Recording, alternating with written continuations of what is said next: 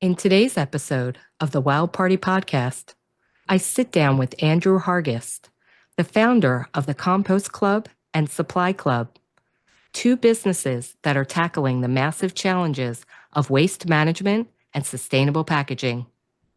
Andrew shares how he took his first business from an idea to action, the challenges of balancing sustainability with business operations, and why composting might just be the most powerful tool that we have to fight waste. We dive into their innovative program, which rewards businesses for making eco-friendly choices, and Andrew's ambitious goal to eliminate 1 billion pounds of plastic waste within the next 5 years. We also talk about the power of community, education, and taking small, meaningful steps towards sustainability. Plus, we share a few personal stories, including why I'm finally getting my own composting system. Let's get this party started. Welcome to the Wild Party Podcast, where we celebrate the visionaries behind vegan, ethical, and sustainable business. In each episode, we'll dive deep into their journeys, uncovering the why behind their mission-driven business. I'm your host, Stephanie Lahart.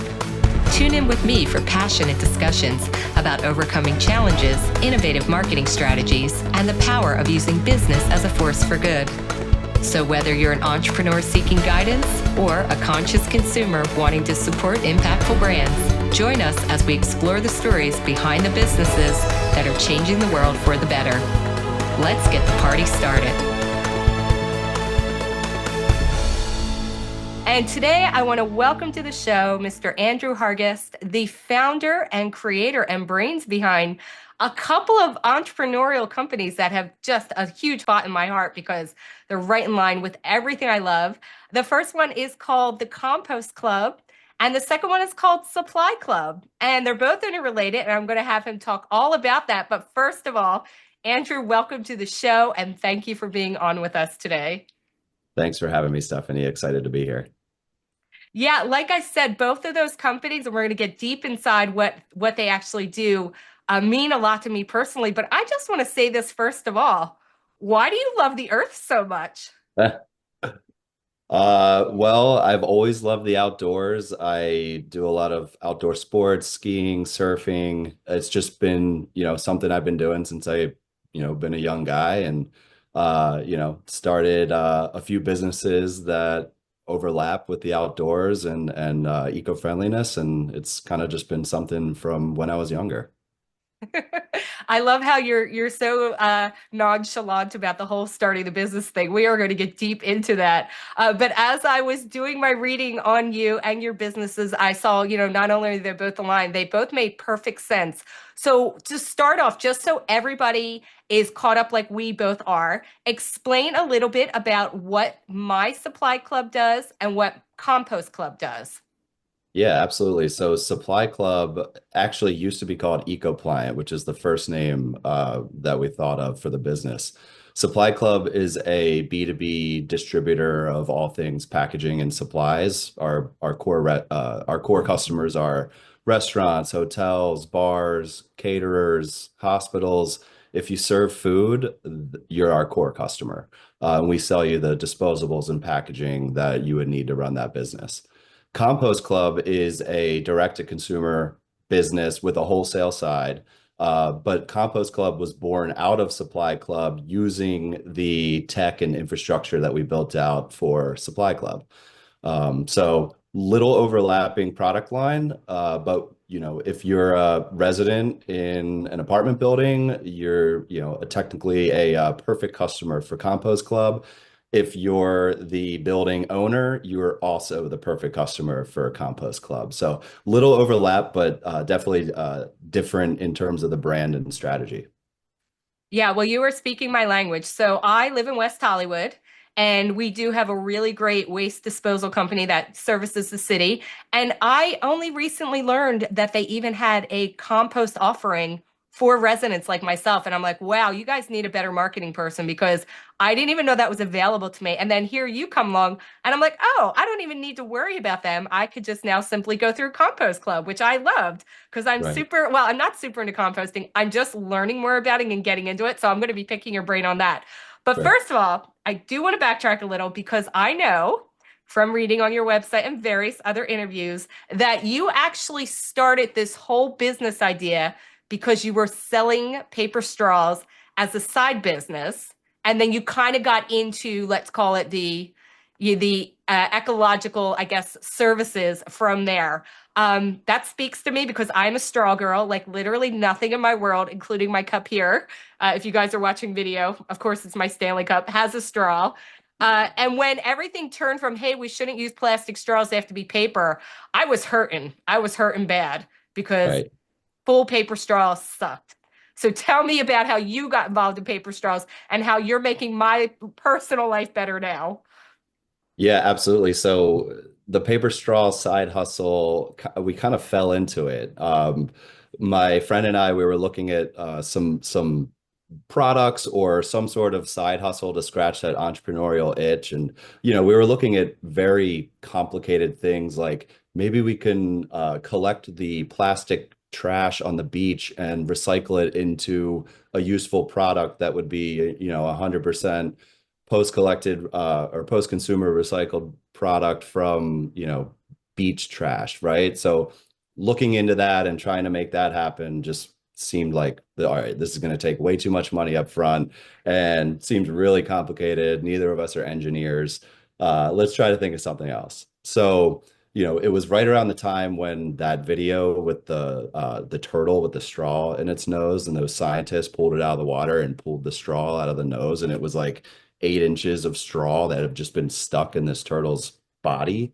And so that generated a lot of buzz around straws and how plastic straws are bad, and rightly so, because, it's something you don't really think about because it's such a small thing. But when you see the, huge negative effect it had on wildlife and animals just in general, and the environment, it created a lot of buzz, and people were rightfully so a little angry about it. So, people started talking about better solutions. But, when you're so used to a plastic straw that's been around for so long and you use it so, nonchalantly on your day to day, it's hard to say, well, what's the best solution? So, we looked at that, and the really the only solution we could think of was, all right, well, there's these paper straws, which are kind of unique to events and parties and stuff like that, where you could print on paper. You can't really print on a plastic straw. So people were using them in small amounts, or, the gold wrapped paper straw for, weddings and parties and stuff. And so we found a supplier. I had been working in the packaging industry, so I had a decent idea of where to find this stuff. And so we just, created a website. I think the first thing I did was went on Fiverr and spent $6 on a logo, EcoPliant. And from there, we just started talking to people, and, you know, bars and restaurants, there's not like a huge procurement process for bars and restaurants. If they like you and trust you and you have a fair price, they'll buy something from you. So we were fortunate in that, our first customers were very, willing to try new things. And so, yeah, that's pretty much how it started. And then it just snowballed from there. People started talking, and we were one of the only people that were selling paper straws and taking it seriously. So. Yeah, you really were kind of one of the first to market because when the movement started, we all sat around and said, well, what's the alternative? And, thank you for bringing up the turtle story because I did see that and I felt personally responsible because, like I said, I've been such an avid, like, straw user my whole life. And like, most people, I never considered my actions having consequences. Like we just didn't have that in our vernacular in our conversations. And now we do. And now the question always is, okay, so how do we replace that habit and what's the best way to replace it? And I think we're still really trying to figure that out. So what I really love about your businesses is that you're really developing new ideas and working with a lot of different systems to make that happen. So you mentioned that you did have a background in packaging. What was that about? Where were you coming from? Yeah, so I was a what's called a manufacturer's rep, which is basically a outsourced sales agency for manufacturers in the packaging space. So if you manufacture, plates, bowls, containers, and you're based in the Midwest outside of Chicago, you can either hire a sales agency that is in Northern California where you want to be and break into that market, or you can go through the motions and hire a completely direct sales team that works under you. And so a lot of people choose the former because you just pay us a commission rather than having to build out an entire team, do the market research yourself. We have all the distributors' contact info. They're already buying stuff from us. So it's a more direct to market strategy rather than building out your own sales team. So we were a manufacturer's rep agency. We had maybe 30 plus manufacturers that we represented and sold their products into the marketplace. Got it. Okay. So then that was kind of seamless then when you decided, hey, I want to start a product line. You really did have the background to know where to start with that, right? Yeah, absolutely. So I was very fortunate. And also another benefit is being a rep or a broker for short is you really get to experience every piece of the supply chain because we were representing the manufacturers, we were selling to distribution, but we were also selling to what we call LLOs, large leverage operators, a chain restaurant, a big regional food group. And we would then sell to every step of that supply chain. I really got to learn how packaging worked in general, just from where it was made all the way to the end user. So I was fortunate and able to learn that supply chain pretty effectively. Right. So then with Supply Club now, as you are bringing new products to market to, for restaurants, you said, and events and things like that, how are you finding, I think what I want to say is like the best solutions? Because like I said, sometimes, like let's start with plastic straws. We thought they were a great invention. It was, something people could easily use, fulfilled a need. And then further down the line, we see that's really environmentally harmful. So now as like you're developing products or figuring out what the market needs, how are you finding out or figuring out what is the best material or product to really offer that isn't going to offer more ecological damage or cause more pollution? Like what does that thought process look like for you? Yeah, of course. So really at the end of the day, and you just said it, it's the material used to make the product. So if the material used to make the product comes from a natural source, like a fiber packaging product is usually made from bagasse fiber, which is a sugarcane byproduct. After the sugar is extracted from the sugarcane reed, what used to be just leftover waste was turned into a fibrous material that then runs through a manufacturing process that gets turned into what you would think of like a like sweet green bowl, right? That's a sugarcane bagasse byproduct.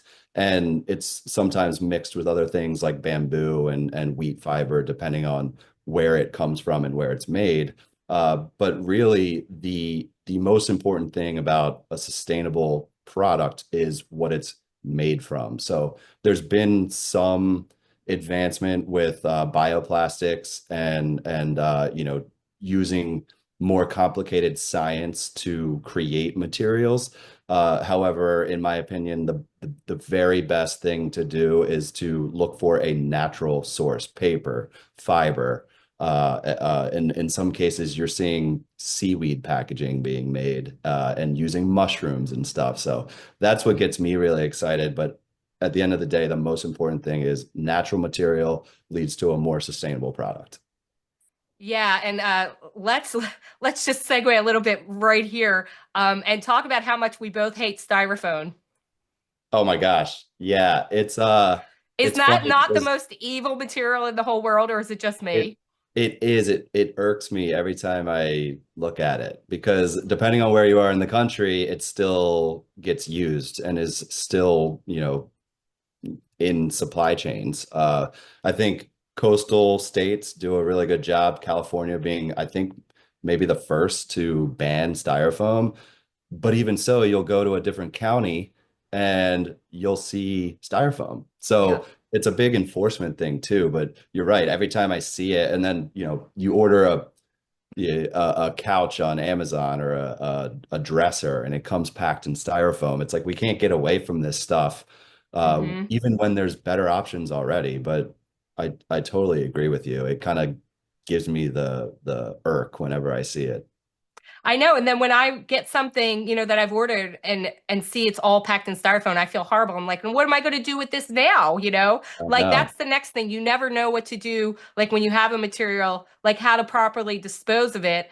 And it becomes a little overwhelming sometimes. And let me tell you, there is no enforcement. And I live in West Hollywood, and I just went to a restaurant the other night and wanted to get leftovers taken home. And they brought out styrofoam, and I was cringing. And I'm like, what am I Yep. going to do? Like hold it in my hands, or do I just like it was sometimes too many choices or too many choices. But you have thought this through because once you had Supply Club running and you were getting some momentum and generating some profits, then you segued into the Compost Club. So tell me how that journey came from I have Supply Club up and running and seemingly profitable to now I'm going to deal with the composting issue. Yeah, so Compost Club was born out of Supply Club. We at Supply Club have built a bunch of digital tools that basically take traditional distribution, what you would expect a warehouse, trucks, you've got a sales team, you've got admin people in the office. What we did was we created all digital forms of those tools and functions inside that business. And that's what Supply Club is. It's basically an operating system for a traditional packaging supplier. So building those tools, we realized, okay, well, we have a website, we have all this back-end software that we created to run the website and to run the business.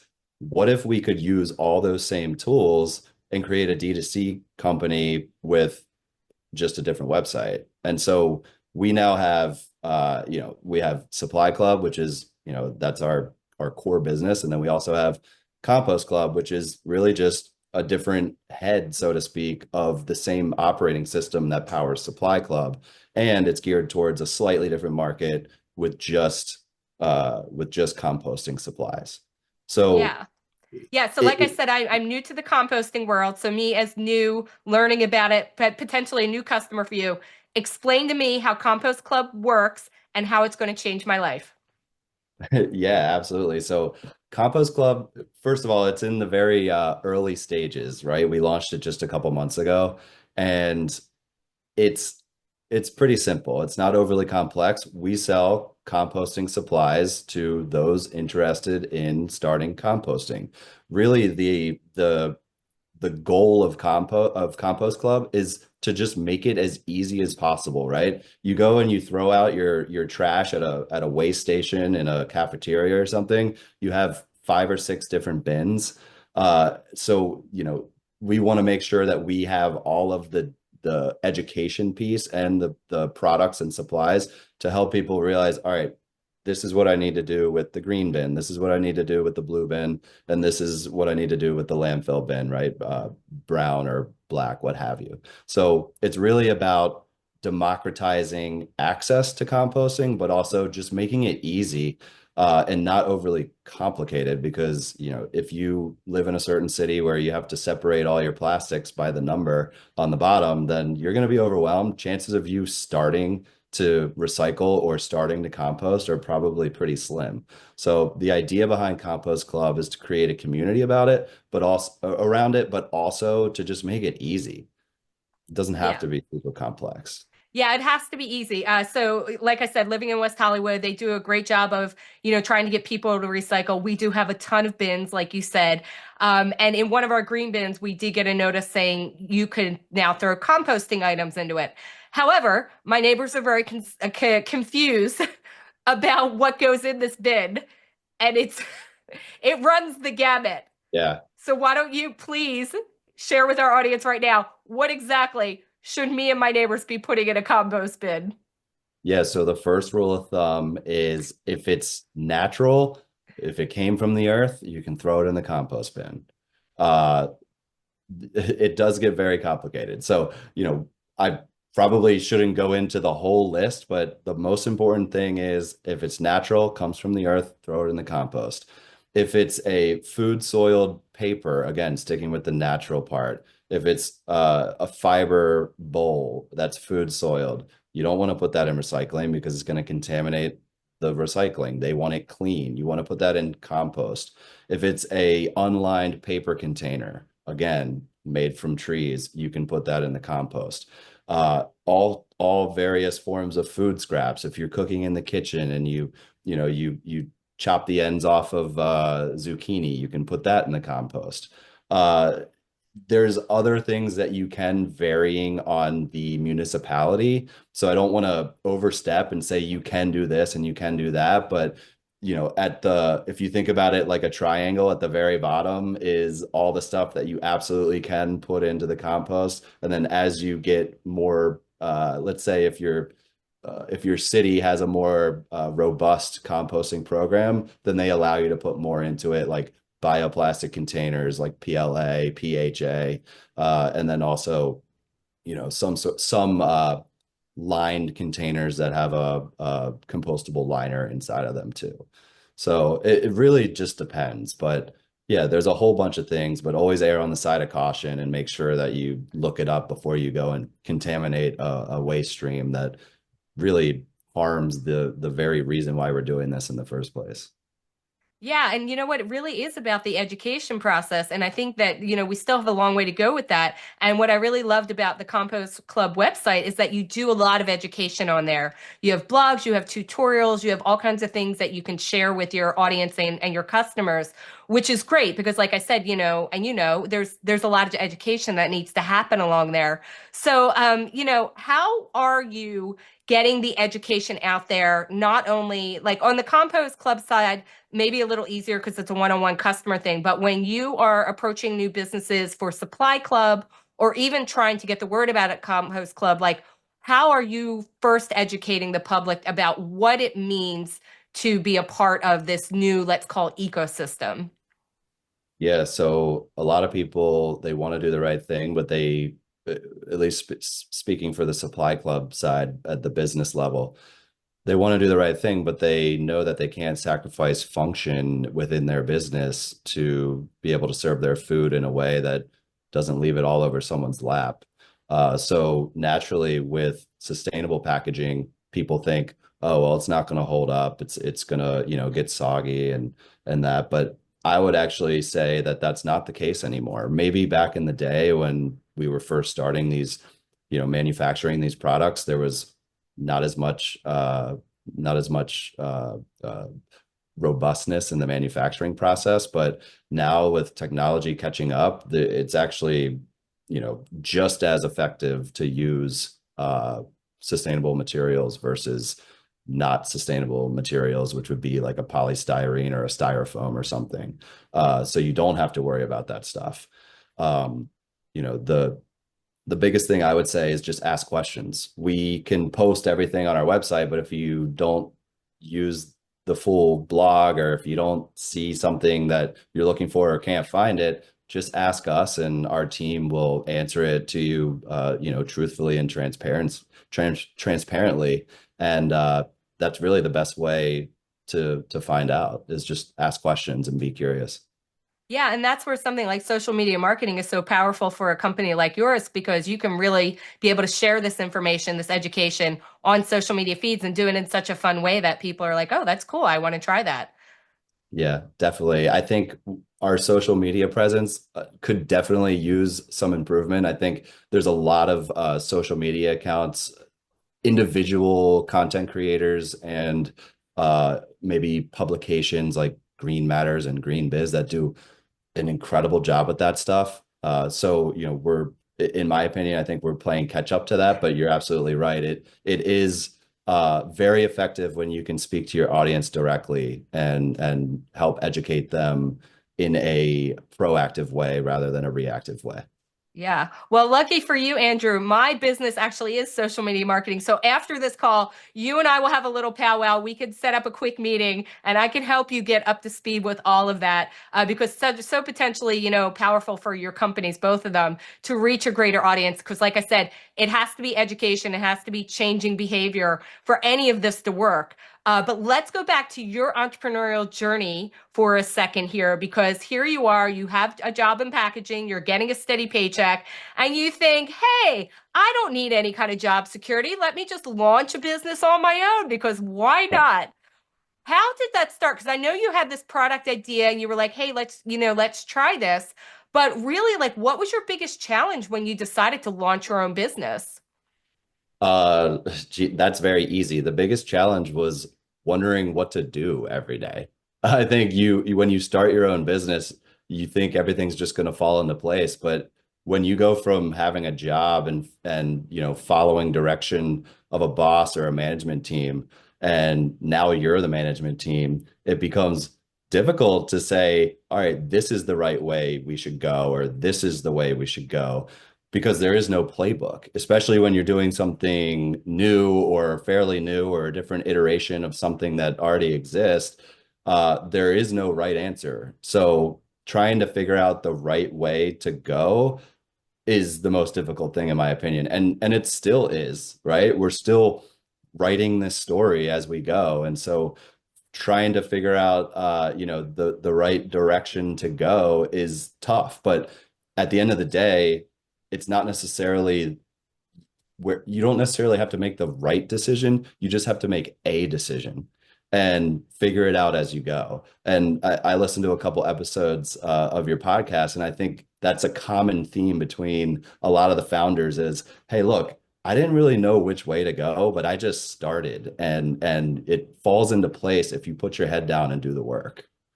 It's true. And it's all about taking that idea to action, which, and thank you for saying you listened to the podcast. I do appreciate that. But yeah, I'm finding that, people that are really listening to the podcast are just along that mindset too of like, I really want to do this, but how do I do it? And it really is just like take a step, take another one, and keep going, much like running a marathon. The joke is, how do you run a marathon? You start running. Yeah, you And the just next step start. is that's it. You just keep running. So same with Yeah. the business. But so when you were starting your business, then was there anything that happened or an experience you had that in the beginning you realized like it validated that there was a market for this business, like you were going in the right direction? Because it's one thing to say, well, I have this new green product, but was there something that happened or said to you or experience that you're like, oh, this is viable. Like I can build a real business from this and make a living. Uh, yeah, I would say it's twofold. So the very first thing was our first order. And I can't remember off the top of my head what that was. I just remember the feeling of like, oh my gosh, this actually worked. And people trusted us to, deliver product and exchange for money. That's incredible. I can't believe I didn't figure this out sooner. So that was step one. And step two, when we really thought, okay, this could be something pretty cool, is when we just started getting inbound calls about the products. And really, it was paper straws at the beginning. So we had such a limited product line. And of course, me repping, 30 manufacturing companies in an agency prior, I was like, wait a minute, we only have like 10 SKUs. Why would anyone buy anything from us? But it was a product that people wanted. And so at the end of the day, the best marketing is having a product people want. And so people were calling, they were our first customers were sharing with their business partners, they were sharing with other restaurants and other businesses that they owned. And then people talked and people were calling in and you know I think it's kind of funny because I think about those times. I'm like, wow, that was really the easy days because now as you get bigger and your goals get bigger, then you gotta work a lot harder. So the beginning days were so much fun. Did we have any idea what we were doing? Absolutely not. But where I figured out that it was gonna be something was when we started getting inbound calls and didn't have to do outreach, which we still did. But those first couple calls were like, whoa, I must have sprinkled some magic dust on this or something. So That's so inspiring to hear. Back in the day when people would start a business, and they would make their first dollar. Remember, people would frame it and like hang it like in their business. This was the first yeah, dollar I've ever made. So I guess now we're in the digital age. So now we should frame the first inbound email we get where somebody right. asked about our product. Now we'll frame our email, right? Right. Or like your first positive review or something on the internet. Yeah, absolutely. So just in the beginning, then, when you decided you were launching this business, did you bootstrap it or did you look for funding or did you look for partnerships or how did you first get off the ground? Yeah, so we completely bootstrapped the company. That originally there was three of us, three founders, and we all threw in, I think, 2,500 bucks, and that was it. And we just kept putting all the money back into the business. I think we were fortunate to have healthy margins back in the day, so we were able to grow by reinvesting profits. And so we just, made sure that we were doing all of that instead of spending money. And like honestly, the referrals that I just spoke about were huge because that's free, right? Word of mouth, someone saying, "Hey, check these guys out," that's free. So we were very fortunate. Um, yeah, so we bootstrapped and still bootstrapped to this day. So Yeah. I think in a lot of ways, the bootstrapping model is the one that's the most motivating because then you're just like, I don't have anyone else to rely on other than myself, so I got to make this work, right? I yeah, mean, I've always bootstrapped my own businesses, and I'm like, that just motivates me because I'm like, girl, nobody else is going to get you out of bed or pay your bills. So I have a younger absolutely. sister who's been in a um, in a salaried corporate position her whole career, and she always says to me, she's like I would, she's like, I would just never get out of bed. I don't know how you make yourself do it. And I'm like, girl, no one else is paying my bills. What are you talking about? Right. Right, So I think that right. motivation just to make things happen. And then to be able to do what I call be a do-gooder in the world is even more motivating. So you had mentioned in the beginning that you have this great out love for the outdoors and things like that. So, getting into the sustainability area, we'll call it the ecological love area. There is some pushback with that. It is still a new market. So, like, how does that passion that you have, let's say, as I said in the beginning, your love for the earth, where does that really manifest in your business? Because you could make some maybe I don't know, let's call it not side decisions. How do I want to say this? Shortcuts that would maybe get you more money, but you're like, no, that's not within the real mission of our business. So how do you balance that? Like, I need to build a business, but I also want to still love the earth. Like, where's that balance come from? Yeah, so personally, you touched on it a little bit ago, is when you're tired and you want to sleep in, or you're like, oh man, I had a bad break a couple weeks ago or last week and I don't want to continue, right? You think about, well, hold on, there's a mission behind this company. Like what if you're the company that takes it all the way and is actually able to remove unsustainable products from people's businesses and in their households, and you're actually making a difference. So personally, that really gets me up in the morning, without trying to be too cliche, but it really does help on the bad days when something doesn't go your way, and you're thinking, dang, should I just quit? But then you think about the higher reason why you're doing that. And then second to that is also when you're at the beach, which I love to be at, and when you're skiing on the mountain and you see a perfectly pristine, all-inspiring, beautiful landscape, and you're like, all right, yeah, this is worth preserving because without this, nothing really matters. So if we trash this, then what else do we have left? So personally, those two things keep me going. But on the business side of things, we initiated a program called Green Bucks, which is a completely built-in sustainability model into our business where you get both rewarded with rewards points on purchases, but also we buy carbon credits in your business's name so that depending on the scale of product that you're buying, if you're buying something that's has 3 or 4 sustainability badges and it's got a higher green buck score, then those add up over time and we're able to offset more carbon in your name. So it was really a response to the fact that sometimes people, if you're selling like really hot food, or if it needs to be it's called MAP packaging, which is it's just modified atmospheric pressure. If it needs to be airtight, then sometimes we can't sell a compostable item. So we don't want to take that away from the customer that is doing the best they can. Let's still reward them by allowing them with that purchase to offset carbon in their name, so that even if they have to have that product that might be made out of plastic, they can still feel good about offsetting it on the back end through our company. And that's automatic. ask you to opt in. We just do that. And that's a program we launched a couple months ago around the same time as Compost Club. And so we're really excited for it to see the type of impact that we can have after a year, 2 years, 3 years. So, the personal side is I just love nature. I love being inspired and just like so impressed by a landscape or a beautiful mountain or something. And then the second side is let's figure out functionally how we can make an impact with the business itself.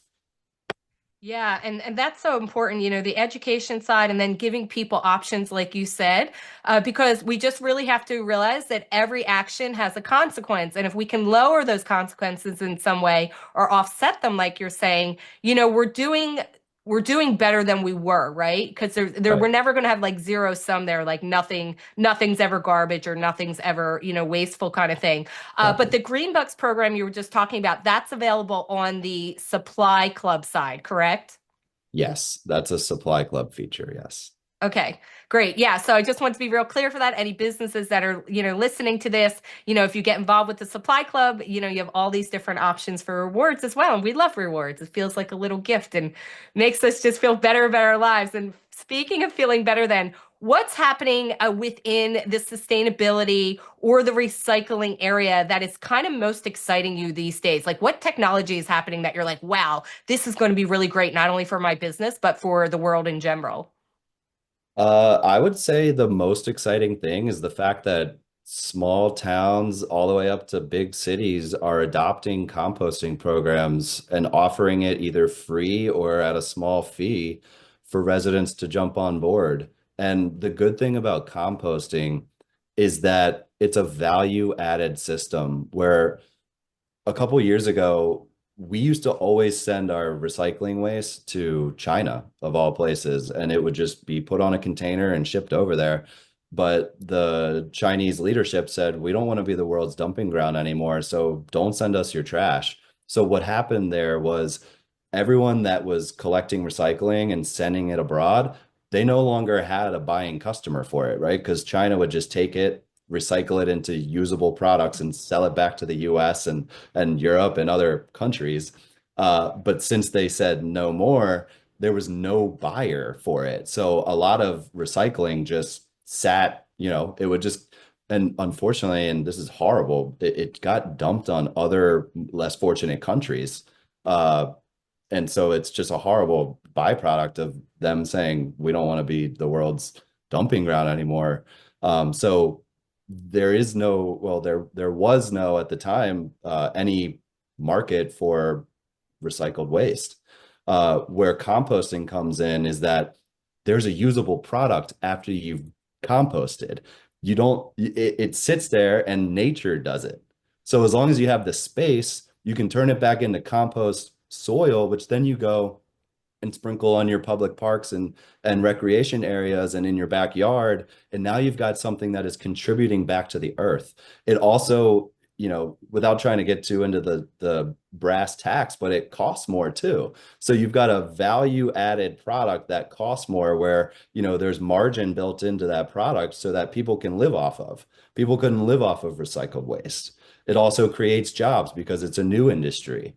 And so you've got people hiring people to run composting programs. You've got people hiring at the public level to get the word out and get people interested in composting. So there's a whole ecosystem to composting that is much more it's much more valuable than recycling, which is what gets me so excited about it because it's something that you can really see the fruits of the labor, no pun intended, you can see the fruits of after you start it. So, And that's exactly true. So my cousin, who I'll give a shout out to right now, she was into composting way before I even knew what it was.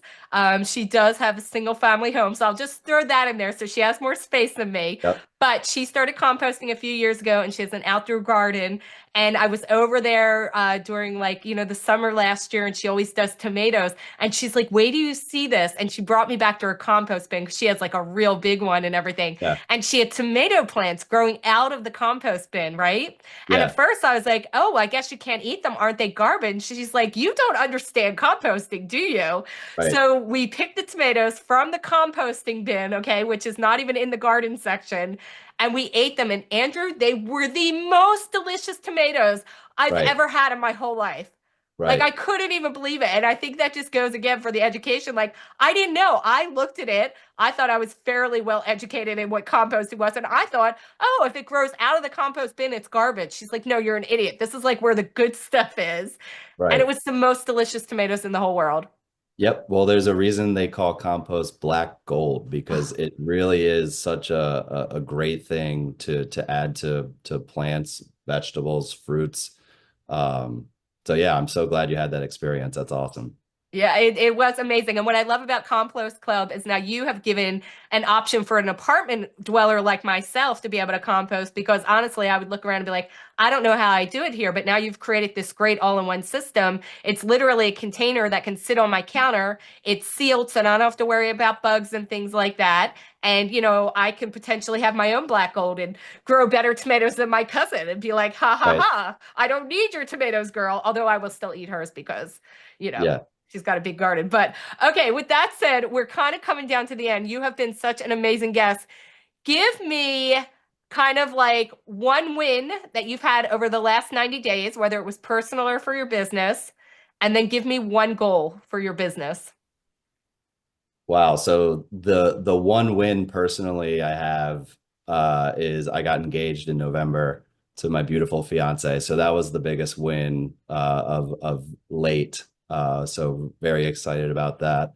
The business goal that I have, the business goal, if we looked at the counter, I think we've probably eliminated 600,000 pounds of plastic waste out of the environment. I, over the next 5 to 10 years, would like to get to 1 billion pounds of plastic eliminated from the waste stream. We have a counter in our business and through our back end operating system that takes the amount of plastic customers didn't buy, right? By choosing a fiber option, they're not choosing a plastic option. And our system counts that and has a live counter on our website. I think we're at like 650,000 pounds right now. I would love to get to 1 billion within 5 years. That would be my big lofty goal.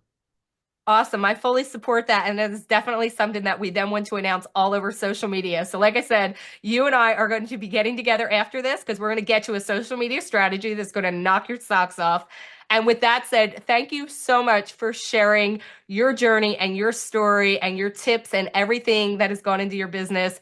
It's so inspiring, not only for me, but for everyone listening. And I can't wait to see what you and Supply Club and Compost Club have going on next because you are the ones that are changing the world. And I can't be happier to be the one that is able to bring it to the world so they know what's happening. So thank you so much, Andrew, for being on the show. Awesome. Thank you, Stephanie. I had a lot of fun. Thanks for listening to the Wild Party Podcast. If you're an entrepreneur or professional who would like to be on this podcast, please visit boomtownmarketing.com and click on podcast. We believe that every business has the potential to change the world for good, and we want to support our community to help make the world more ethical, compassionate, and sustainable for all future generations to come. And if you're looking to build your business, no matter what level you're at now, request your free marketing consultation at boomtownmarketing.com and click Get Started.